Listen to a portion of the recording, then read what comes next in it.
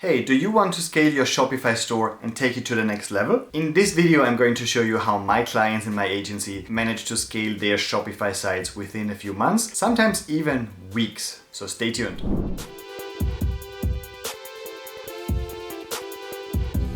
I'm Gil Melik, the founder of SEOleverage.com, a growing SEO agency where we are consistently working with between 30 and 40 projects at any given time across different industries. Many of these sites are Shopify sites, which enables us to get a very good overview of what actually is working for Shopify sites in order to scale, attract more organic traffic, leads, and first and foremost, sales. I'm going to share a few of these secrets we have learned from those stores over the years in a minute. First of all, though, let's make a deal. Growing a YouTube channel is almost as hard as growing a Shopify site. So how about this? I tell you what I know about Shopify sites and how you can grow yours, and you hit the subscribe button and help us grow the YouTube channel. Do we have a deal?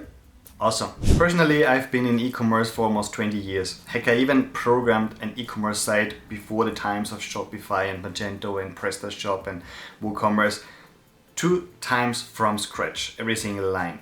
And what this means is that I have a very good overview about what it is e-commerce sites are struggling with and what can actually have a leverage effect. The tips I'm going to share are mostly for established e-commerce sites, but here is one if you're just starting out. If you're not making sales every single day, very often it's going to come down to a lack of qualified visitors coming to your site in the first place. What is a qualified visitor? A qualified visitor is someone actually searching for what you are selling, and they just search for a potential provider. Look, if you want to make more sales, it really comes down to a few things I'm going to show you really quickly. First of all, your offer. Are you selling something that people already buy, or is this something they have never seen before? Is this something that still needs to create its market? It's much easier to buy something that other people are already selling, and you just get a share of those sales. The second thing is user experience on your store. If someone comes to your store, are they having a good time? Are they thinking that you have a strong, serious brand, a reliable brand? Do you believe that you are actually going to ship what you are selling? The next one is to bring in qualified visitors.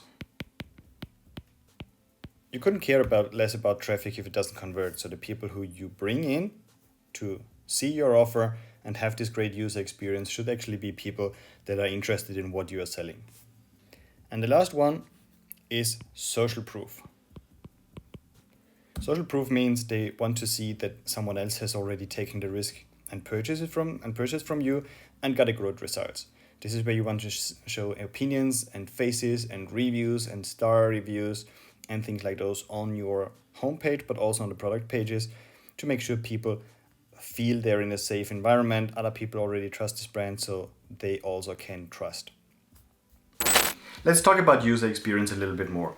I've seen stores making 7 figures and still not have the navigation right, still not have the right product information on their product pages, or still making it really, really hard for clients to purchase.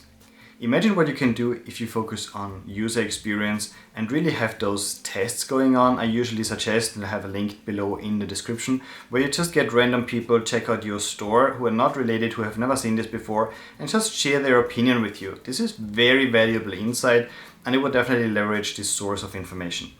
As store owners, you and I, we're just blind towards a lot of things that are on our website and could be fixed. But a random user who comes to your store for the first time is going to tell you what attracts their attention, where they get distracted, or what they have a hard time finding. The next one is really social proof. Look, nobody wants to make a bad buying decision, right? Everybody has in their mind that, yeah, later I'm going to tell my friends, my family about my great purchase, and they're going to check it out, and I'm going to explain them how this works, etc. Nobody wants to go to their friends and say, look, I paid $500 for this, I had never received it, it was never shipped to me, I got scammed, or the product is of bad quality, I'm never going to purchase there again, etc.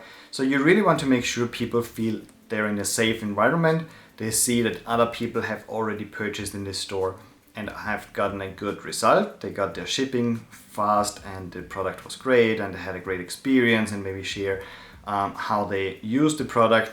These kinds of things really reassure a potential customer in making the right decision. Those reviews, by the way, really should be on your product page, also on your home page with general reviews about your brand, but on the specific product page.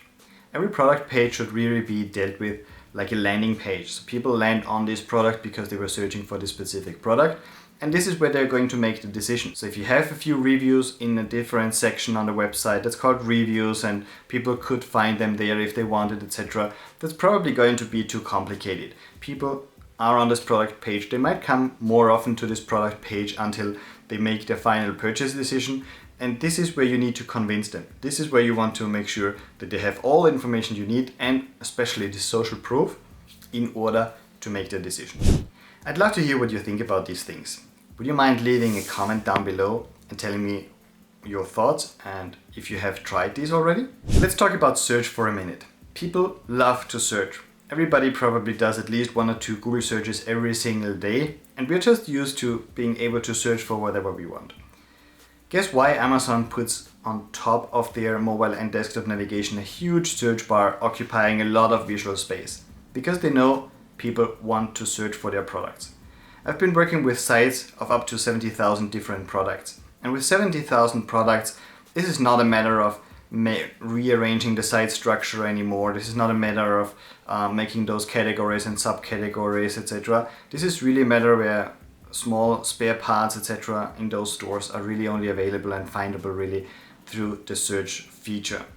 And this is where we found incredible growth potential. So when you really focus on the search feature, you track how people are using it. You can do this by Google Analytics, by the way. You see what kind of things people search for. Those might be things they are not finding on your store, or they would want to see on your store. So this gives you a lot of intel there already, but then also focus on how does the search function work. Does this suggest similar products? Is this suggesting anything? What happens if nothing can be found? So explore the search feature as one of your main channels on your site that is going to drive traffic. People who search for stuff are usually converting at a very, very high rate. The last thing I want to mention is the checkout process. Shopify has a very rigid checkout process usually, but you can define a few stylings, add a logo, and things like those. There are 2 things I want to stress for the checkout process. First, make sure people understand they are still on the same site. A checkout process usually takes them out of the site they were on and puts them on a checkout process where the only focus they have is on paying, shipping, and confirming their order. When you are taken out of a website and onto a checkout process, it's really helpful that this checkout process follows the same corporate design. And this is where Shopify allows you to modify certain stylings and components so the user actually understands they're still on the same page. Otherwise, they might think they're on some random phishing site trying to steal their data, and they might cancel the purchase process. So make sure that the look and feel of the checkout process is as close as it gets with your Shopify site to the actual site they were browsing through and making their purchase and trying to make their purchase. The second thing for the checkout process is that we don't want to have a surprise party here. We don't want any surprises. We don't want to add any piece of information the user wouldn't have found before already. And this way, we're going to make sure that the process works seamlessly. Every single day I'm seeing Shopify sites killing it by really focusing on these elements. Are you up for it? Let me know if you have any questions and head over to seoleverage.com and book a free consult with me. I would love to check out your site with you together on a Zoom call, and we just see where we might be able to add value and what you could really focus on in order to take your Shopify site up to the next level. Now there is only one thing left. Follow me on Instagram and let's also connect there. Thank you.